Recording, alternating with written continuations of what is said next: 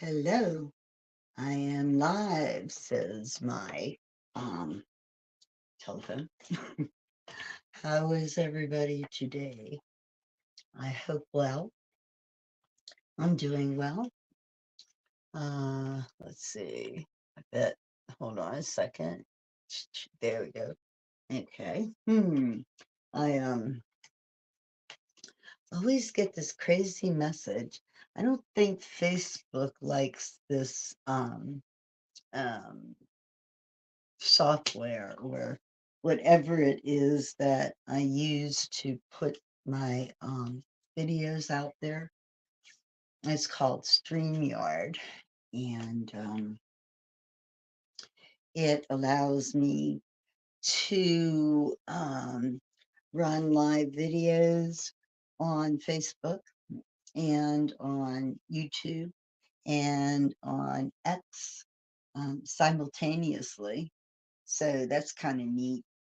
And really, I like it because with YouTube, in order to run live video, you have to have so many followers, so many views, and I didn't have them.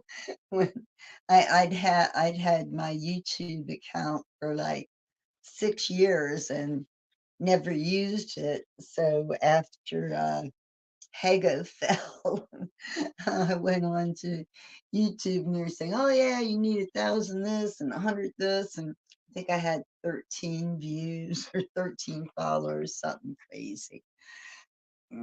But I have a few more now, but not enough that I can forego StreamYard. Sarah, how are you? My foot's still here. It's um not bad. It's getting there, but that's why I'm doing this book from home. So yeah, yeah. So, but I should be out and about a little bit better soon. Hopefully, that's the plan anyway. So, how's it going over there across the pond? Everything good over there in your world? Hmm? I have some cousins that live in England, a bunch of them actually. Our family started off in Ireland and potato fat and later and all of that. It was a large family, and some of the siblings immigrated to here to the US, and some went to England. So the English Irish cousins are I'm going to be seeing actually this summer. So I'm going to Ireland, and my cousins are going to come over from England for a few days. We're going to hang out in Dublin. Oh, it's raining. We're good here. It's not raining yet. It's cloudy, but not raining yet. Thank goodness. Really, we where I live, we had a really bad accident this morning near a bridge, a main bridge here in the area where I live in the Baltimore area, um, collapsed at 1:30 this morning, and they're still trying to sort it out, but it's catastrophic for sure. There were people on the bridge at the time, and it was just surreal to see a massive bridge just like totally collapse. A cargo ship hit it. Cargo ship leaving the harbor full load, had some malfunction. I don't know, had some issues, and instead of going down the middle of the bridge, it hit the pilings on the side hard enough that it took the whole bridge out. I mean, the bridge is gone. And I don't know, it is just a loss on so many different levels. It's insane. But I think most of the news agencies, including the international ones, are covering it. Because I was watching it on the BBC for a while, and I know CNN's got it. I'm not sure. Well, and probably what you have there too. I've watched British TV before. Okay. Hi. Hello, hello. How is everybody today on this almost spring kind of day? It's chilly out, like oh, maybe 50 degrees Celsius. It's not windy, which is good. It's not raining, which is good, but it's not sunny either. And it is cloudy. Oh, you saw the story? Yeah. I live like under 10 miles away from that, Sarah. Yeah. So anyway, I posted some things of the accident this morning on my Facebook page, The Bay Lady. I posted some photos that I had of the bridge. I go by the bridge all the time. Oh boy. Anyway, so why are we here today? We are here for more tales from the Icy Undead, the zombie snowmen of Ellicott City. This is the second book, More Stories of the Icy Undead, written by Jerry Lee Harlow and illustrated by Wiley Purkey. And these guys are local gents, and they live in the Catonsville area, which isn't very far from Ellicott City. It's on the other side of the Patapsco River. Speaking of which, the Patapsco River, that's the river that the bridge fell into this morning in Baltimore Harbor, the Patapsco River. It's a pretty central river running through Maryland. It's just about everywhere. So anyway, we have the Icy Undead, which is the zombie snowmen of Ellicott City. And my copy of the book, I have a signed copy by these two guys with the wild imagination, right? Can you see it okay? I can't see what I'm doing. So anywho, what can I say? I'm going to read you the back cover first, and then I read stories from the first half of this book last time we did zombies. Only I went to Ellicott City and like was on location, so to speak. I didn't do that today because I had a mishap in the city a couple weeks ago. I stepped wrong off the curb, and so my foot, for the third time, I cracked that same bone, probably in a different place. It's a wonder it hasn't, my foot hasn't fallen off. Anyway, so I didn't venture out to walk around anywhere today. So this is coming from a nice comfy rocking chair today. I promise I'll make up for it when my foot gets better. Really? All right. We then will start. I'm looking for where I wanted to start. Okay. All right. This story is the attack at the toll house. The attack at the toll house. And here's a photo. Now, there actually was a toll house in the Ellicott City area. Ellicott City, the main street, Ellicott City's main street goes by many names, really. It's Main Street, it's Frederick Road, it's Route 40, It's all kinds of things, but it used to be the toll road. It used to be the main road that the wagon trains took, Route 40, go west, young men. And that's the road that they took. And along the way, they had toll houses. I guess, the forerunners of today's toll booths, but they had actual toll houses where somebody lived and took the toll 24/7. So this is a story about an attack at the toll house. In our ongoing research, one of the most believable stories of the Icy Undead was recorded by the deacon at the Episcopal Church located on Frederick Turnpike at the 12-mile marker. Hold on 1 second here. Excuse me for just a second. I need light.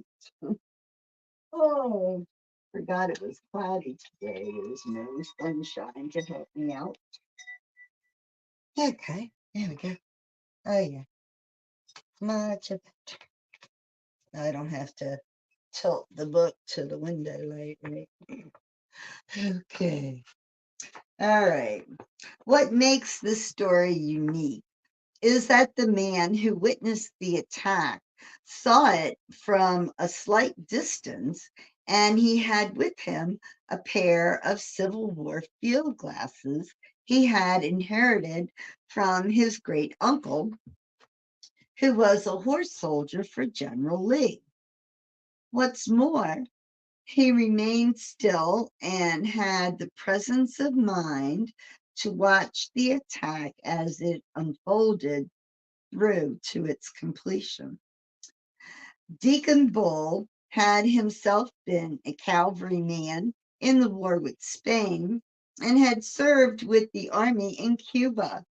Having been under fire during his time in Cuba, his nerves were steel-like and his mind clear under pressure.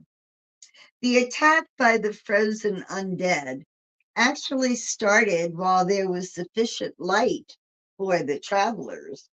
Mr. Bull, to fully witness the events from horseback, less than 100 years west of the toll house. That didn't make any sense at all, did it? To fully witness the events from horseback, less than 100. You know what? I bet you it's supposed to be 100 yards west of the toll house. Wow. As he described the scene, it was rather emotionalist and straightforward, just as a witness to a bullfight may have described the carnage in that ring of shame. As he described the scene, he said, I was riding east down the Frederick Road, but was short of the Toll House Road, less than 100 yards. Yep, that's what it was, 100 yards, when screams of humans and a dying horse caught my ears. I drew my horse up short of the bend in the road and slowly approached until I could see the toll house. There was activity all around it, so I retrieved my field glasses to have a better look.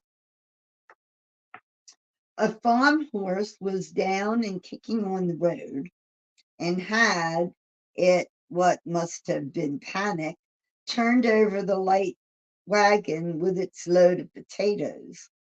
As the horse screamed further and the unseen humans ceased to cry aloud, a huge demon, as best as I can place a name to it, appeared right at the intersection of the turnpike and the toll road.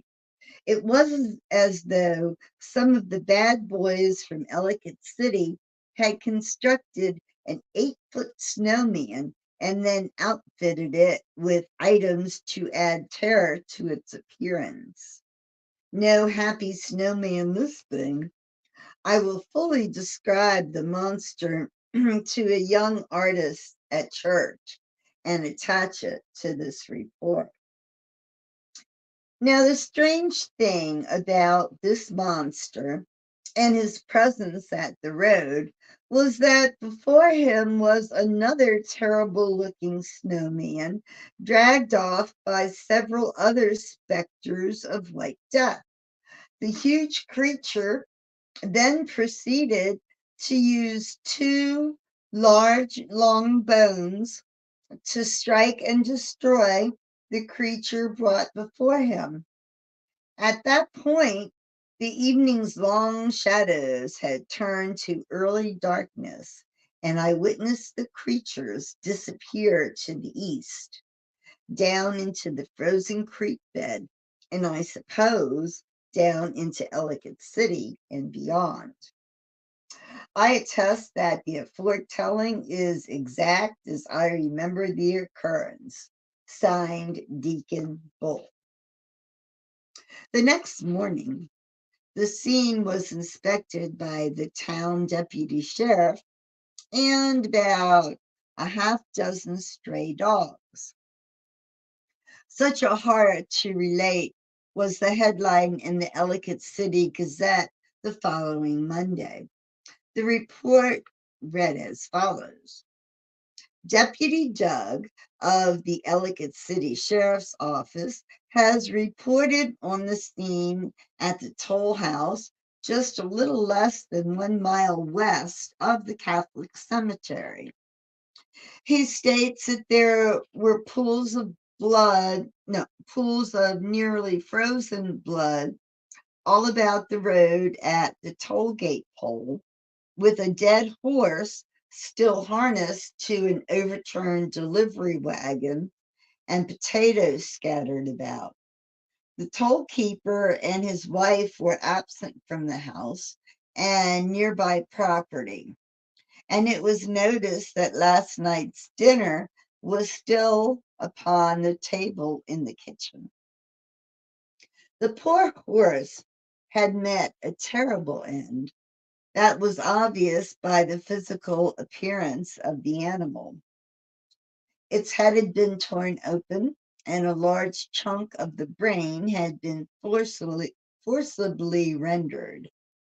It appears that the missing brain had been spit upon the ground in smaller chunks, as though one may have spit out rancid food. The canines were feasting on these bits of scattered brains. The scene was cleaned up by a man and stray dogs, and the woods and nearby cabins were searched. Some tree branches and carrot like objects were kicked to the side of the road, and the Turnpike Company posted a new toll keeper to catch the traffic. There were some deep drag marks from the house to the frozen stream bed, but aside from a shoe, there was nothing out of the ordinary to see or report. Although it certainly appears that the sheriff's department report was much different and that it could not confirm an attack apart from a dead horse and two missing people, Deputy Doug did not find any need to further investigate. His report was filed, and nothing much beyond that was given to thought beyond bar talk. Just to add an odd note to our report, Deputy Doug disappeared a few nights later. The Catholic priest, on his way to a nearby house for dinner, reported that he had seen Deputy Doug along Main Street, close to the train station, where he was looking under the covered bridge. The disappearance was thought strange, as the lawman was due to retire the following week on a substantial county pension. Whoa, my goodness me. Okay, let's see. Oh, here we go. A special report.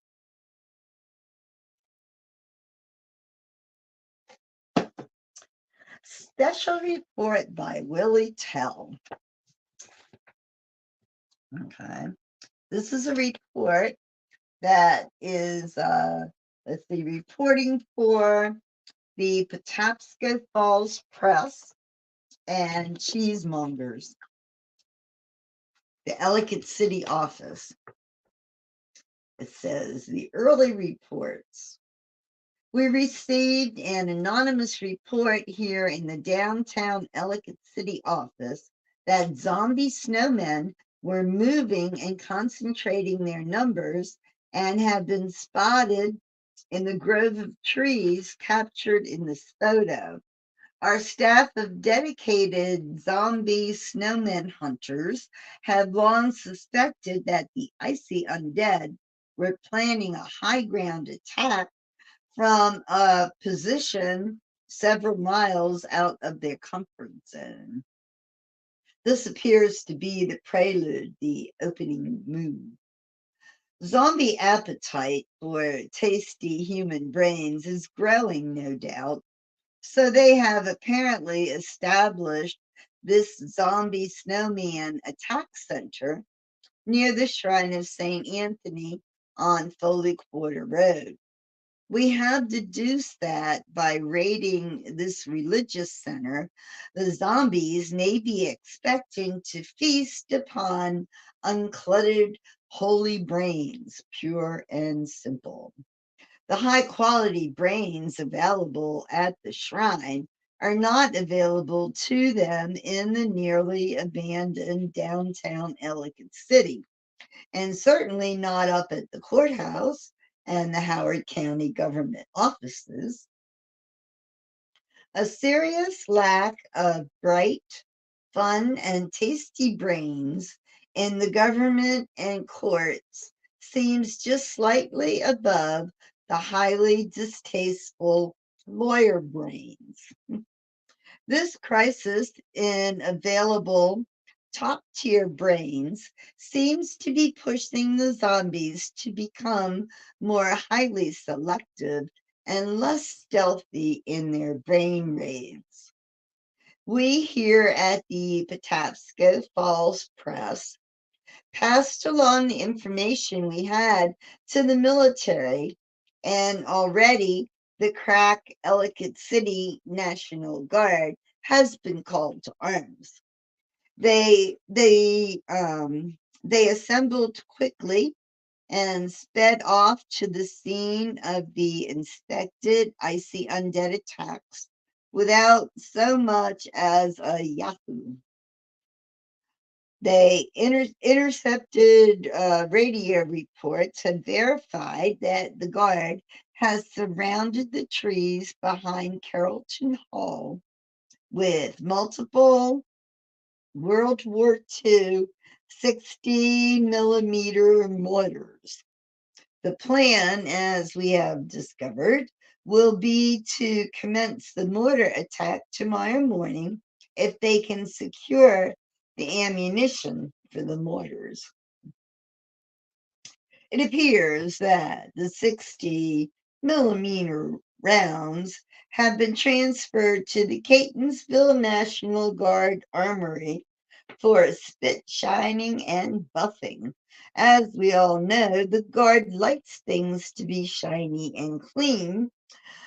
But right now, the Armory telephone corporal is not answering the phone and may be on latrine duty or blown up. We have been attempting to contact anyone in downtown Catonsville as to the condition of the armory. We even broke out the old CB radio in case there was a homebound trucker imitator still around. No luck. Please stay tuned for further developments. If you go to Mass at the shrine, we recommend you call tomorrow to make sure they're still there and still open. If the line is dead, we suspect so will be the monks. Monks. Dawn of the Dead. When we called the shrine early this morning and the phone was picked up and a man was screaming and crying, babbling in broken Latin and swearing in Italian, then the line went dead. But the story of what happened follows. The battle began with the Ellicott City National Guard opening up on the row of trees from the northeast, just behind the Middle Patuxent River, with their 60 millimeter mortars using ammunition transported up from Washington, D.C. The Catonsville Armory never responded to our calls from the office. And this morning we understood that the Catonsville National Guard Armory has been designated as ground zero for the cleanup efforts in that small town. Apparently, there was a lot of ammo stored there, and a telephone call startled a trooper into dropping a round on the floor. This led to a chain reaction explosion, which involved the old natural gas lines, which lead to take out most of the downtown area. Our at large reporter, Mr. Burns, Nero Burns, has been dispatched to Catonsville to report on that unfortunate incident.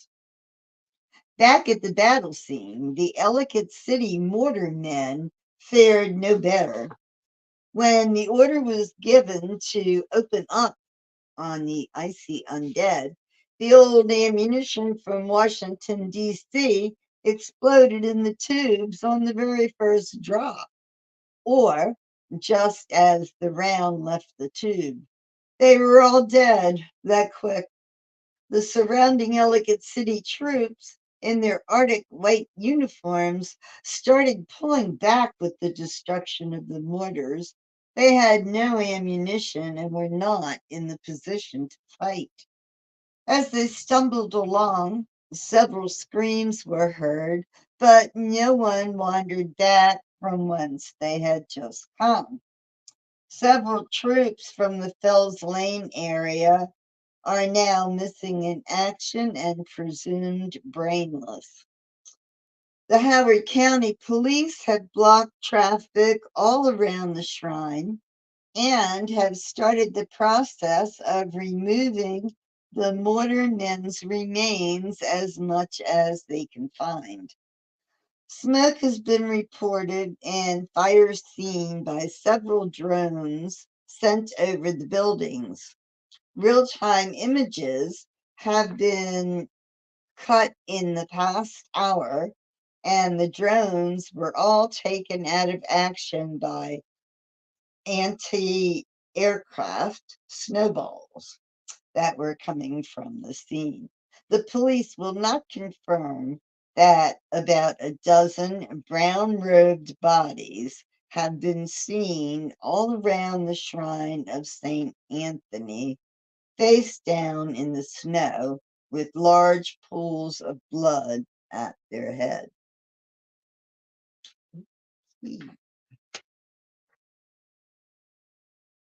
Recovery.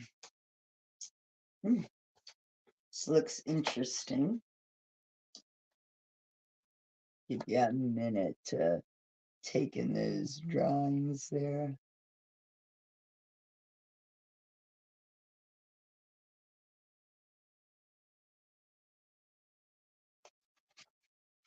Okay. Oops. Hang on, I gotta get another sip here.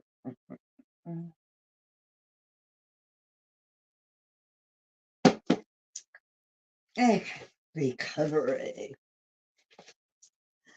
After a few more screams were heard late in the morning, all became quiet. An armored personnel carrier with a mounted flamethrower turret arrived from Fort Meade to assist the Howard County Police. The Ellicott City National Guard was out of action with mass hysteria. The government of Howard County moved out of Ellicott City to a safer location up in Harford County near Bird River, but remained in close contact with the chief of police by phone and drones acting as modern messenger pigeons. Again, several more of the drones were taken out by snowballs. The armored personnel carrier came down Holy Quarter Road from Carroll Mill Road, where the dead mortarmen were being put back together for identification. There was no resistance encountered and no zombie snowmen were spotted, but the hatches were kept closed and latched, and the flamethrower turret was kept fully charged in case a large icy undead needed to be turned to steam and water. As the APC armored personnel carrier slowly moved up the hill to the now burned out St. Anthony Shrine. Several bodies were seen in the snow in the monks' brown robes. And it became obvious right away that each man had been relieved of his brain. An apparent violent twisting motion taken off the top of the skull, fully exposing what was then the still living brain. The zombie feasting cannot be described beyond our knowledge of the twisting off of the skull cap, but we do know that not a morsel of brain matter is ever left behind. Some reports indicate that dozens of loaves of Italian bread were found near the bodies, apparently used to sop out the brain case while feasting was at its zenith. The friars were recovered and brought to the temporary morgue. The work took another week or so as the morticians also worked to renaturalize the faces of the dead monks. The area remained closed, and about half of the Howard County government returned from Harford County self exile. Although the destruction of the shrine was complete and all monks were declared dead, this type of mass brain raid is inconsistent with the activities of the Icy Undead.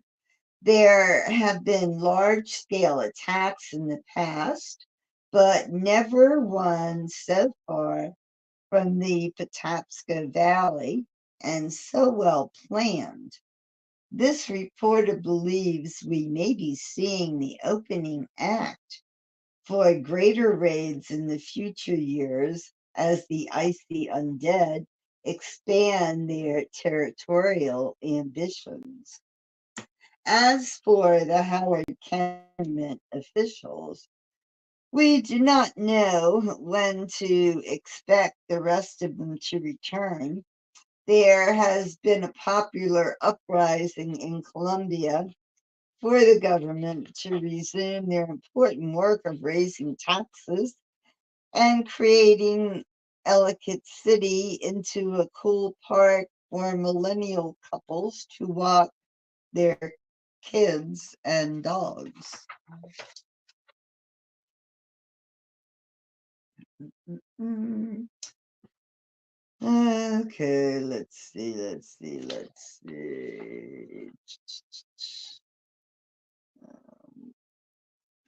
Let's see, who was that did that? Was it June? Let's go down. Okay, so next.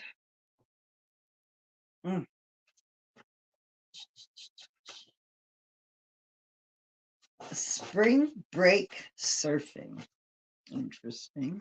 Spring break surfing. This is a special report by FBI. I as in aye, Captain. Previously unbeknownst to the crack zombie snowmen investigation staff here at the Patapsco Falls Press and Cheesemongers, downtown Ellicott City, we now believe that the origin and life cycle of the zombie snowmen may need to be reopened and revisited. We have a disturbing image captured by an American nuclear submarine as it was conducting super secret maneuvers well north of the Arctic Circle. While investigating some unusual wave formations, the submarine's periscope video recorder captured a 1 minute video of surfing zombie snowmen. Check it out. It's a surfing zombie snowman. Really? We have been told that the Navy is holding this world-changing video at a level just under nuclear weapons launch codes for the president. Just a few people have the top secret crypto need to know clearance that would allow full access to the video. With no malice of forethought, we believe the image we have posted on this page is a screen capture made most likely by a low-level submarine crew member who is handling and processing the video. He may have decided that this novel scene could be of commercial value when the submarine returned and he was discharged from the Navy. When the submarine, the USS MNO there, returned to home port, the captain of the submarine sadly reported that one man had fallen overboard in shark-infested waters of the mid-Pacific. Why a video operator first class was standing upside down, was standing topside watch when he went overboard and has not been released pending next of kin. However, the implausible image still got out, but when it was posted, it was ignored by the Navy and the government as a whole. Regardless of the backstory, regardless of the backstory, because of the highly unusual nature of this image, we here at Patapsco Falls Press and Cheesemongers believe it should be published. We were able to secure our own copy of the image by stumbling over the truth of the page as posted on an adult web page under the nude surfing posters. It was hiding in plain sight, more or less. We hope the next book on the ever-growing threat of zombie snowmen will have some further information on this activity by zombie snowmen. Right now, we are gathering initial information on how many extreme sports surfers have wiped out. And ended up on the beach, brainless. This image and unknown activity may be the key on how to address the icy undead threat to human existence, or worse, place Ellicott City back on the big dollar tourist destination booking list. Let's see. Zombie radar detection. This is a special report by Nero Burns. As of late 2018 and early 2019, a few super secret zombie miniature radars have been placed at several super secret spots along the Patapsco River, as well as suspected zombie snowmen trails within the river valley. All this was done under the auspices of a government unit so secret that no one even knows the initials.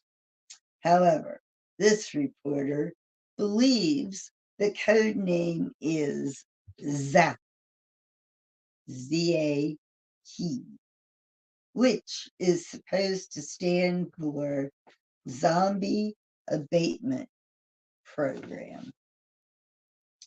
Now, the reason for all this hush hush is supposedly when the Owella cotton mill was being converted to condo apartments, a 15-story basement was bored into the solid granite rock to create a nuclear blast proof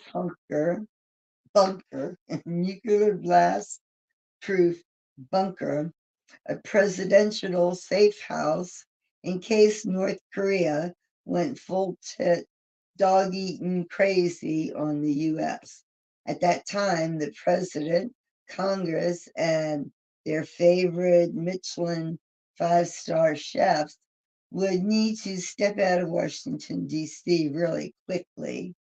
So, with all that investment, it is important that none of the compromised by zombie snowmen feasting on the brains of guards and low-level congressional staffers.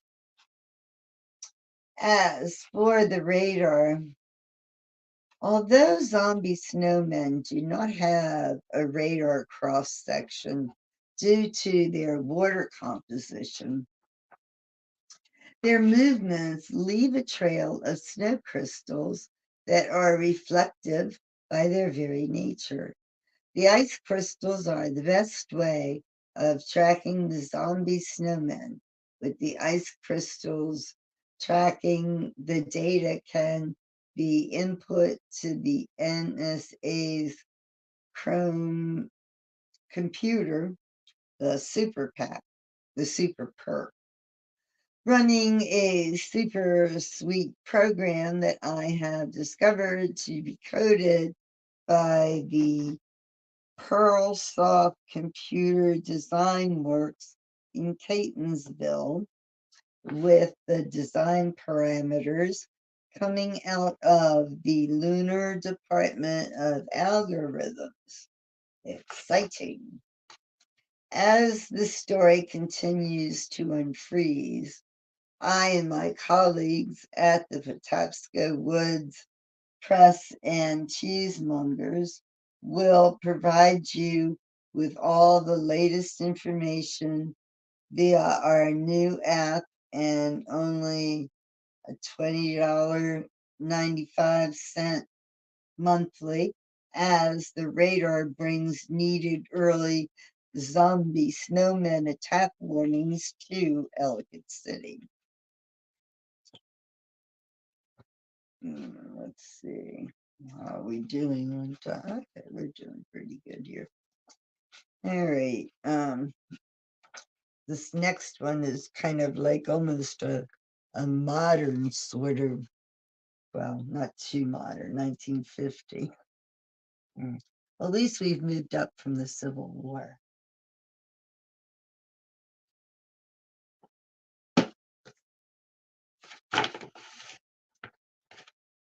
Chopped Mercury by Cherry Pitt. One of the most iconic cars of the 1950s in the hot rod teen culture was the chopped 1950-1951 Mercury. Although it doesn't seem like that special time in American folklore could ever be involved with the Icy Undead, this sad story was uncovered in the ongoing ongoing research for the second book, the story. The illustrated car, there we go.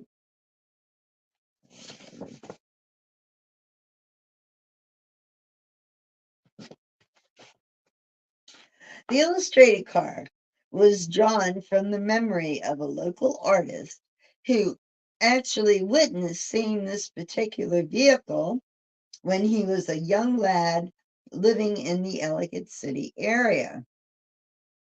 Willie Park, the young boy artist, was just as confounded by the gruesome details of the car's interior as any other person in the Valley area.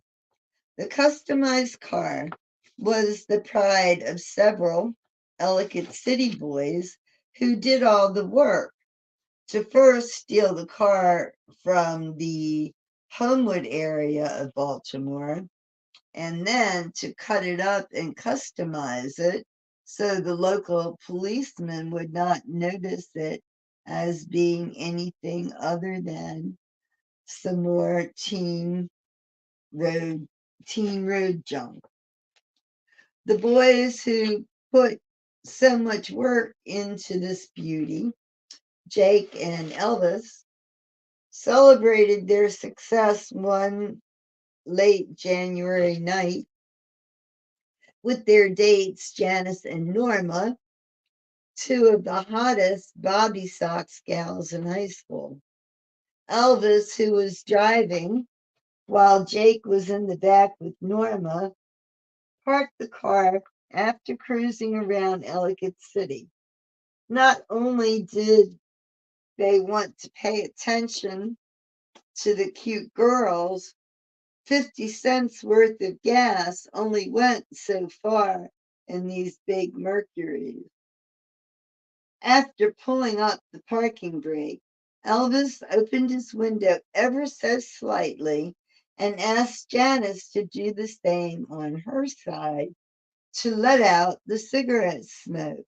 And in Elvis's way of thinking, to encourage the girls to get warm with the double slam of slow gin and the open arms of the talented young men. Although the road was dark, it was not secluded down near the tracks and was totally exposed by at least two passing coal trains. The car was easily spotted by several folk from town who noticed the smoke and the car's movement, though it was going nowhere. There were very few secrets in Ellicott City, and in this very cold first week of February, others undead took notice also. The next morning, a bright and early church-going Sunday, the car was found in the middle of River Road, about a half a mile west of Ilchester. The vehicle was deeply scratched and dented from the busted headlights to the hanging tailpipe. It looked as though whoever had been driving was untrained to drive or was terrified by someone or something. The men and women walked to church, ushered the younger children to the roadside furthest away from the wrecked Mercury, encrusted them with the Holy Bibles, entrusted them with the Holy Bibles, and then opened the car doors. Never were screams echoed up and down the valley as they were when the women witnessed the slaughterhouse inside. Every man puked that morning's breakfast and jerked back in fear. Mangled internal organs were splattered about, and 4 skull tops were found within the goo. The stinking human slaughter sewage dripped and oozed out of the car onto the frozen road, where it pooled and froze within minutes. There was a frenzy of witnesses who came at the first scream, and the empty church was left with the doors opened as the preacher also joined the flight to the scene.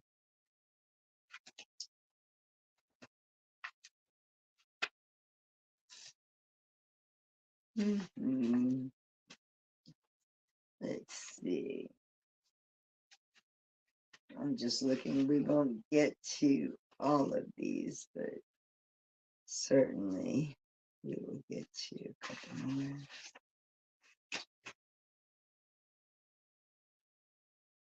Oh, yeah. Okay, here we go. Here's a little something from Wiley. Wiley's warning.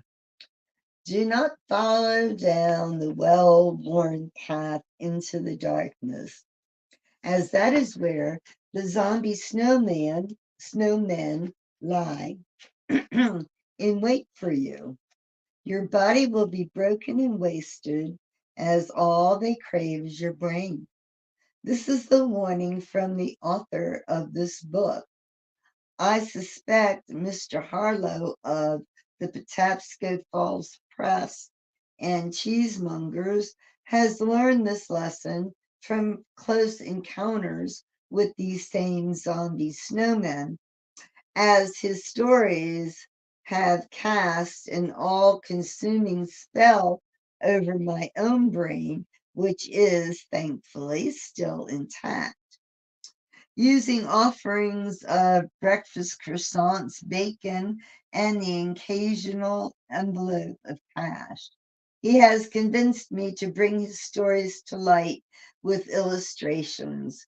The stories compiled by the Patapsco Falls Press and Cheesemongers are of the greatest interest to me, but their cheese is the worst cheese I've ever eaten.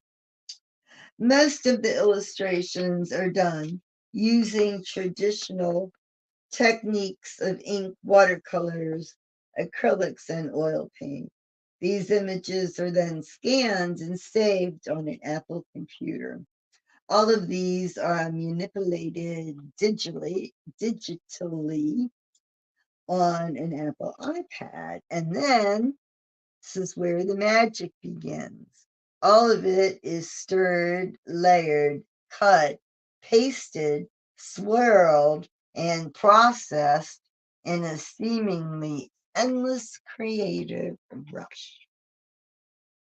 In the end, perhaps it all makes sense, and I believe the reader will enjoy what has been done.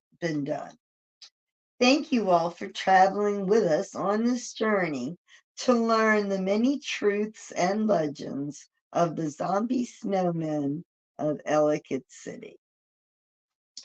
All right. And final thoughts from the author, Mr. Jerry Lee Harlow.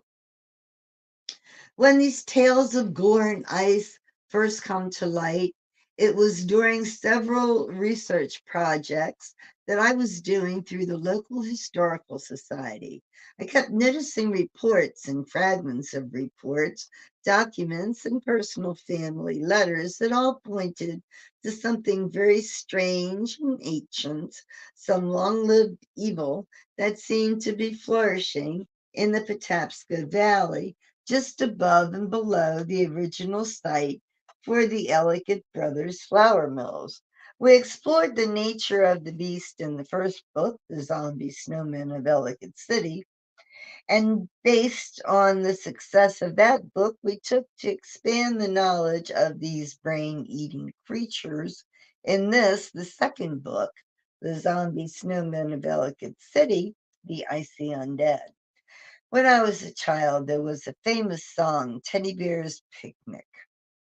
Several lines state, if you go down in the woods today, you better not go alone. It's lovely down in the woods today, but it's safer to stay at home.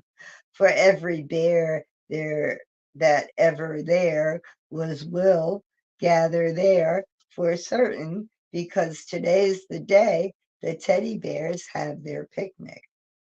I say, if you go down in the valley today, you better not go alone. It's lovely down in the valley of snow, but safer to stay at home. For every zombie snowman that ever there was will gather there for certain, because today's the day the zombie snowman have their fresh brain picnic. Further discoveries have been made which were not included in this book due to publishing concern. As this book wraps up, the third book is being written and compiled. Ooh, can't wait, can't wait, can't wait. The Zombie Snowman of Ellicott City, the Icy Undead. Well, when that third book comes out, I'll be there. I'll be there ready to get it. You know that song? I'm not. I don't know that song. I don't think I want to know that song at all. So, let's see, what do I have going on? Oh, you know what? I have kind of a couple more home things because my foot. So, tomorrow, I think that's Beatles trivia. Yeah. And then Friday night, I'm doing one of those whodunit mystery theater plays. This one's about Easter. I'm doing it on Good Friday, and it's about the Easter rabbit. So should be interesting, right? Well, I trust everybody will have a good evening, and maybe I will see you tomorrow, or Friday, or whenever. But everybody, please take care. Bye.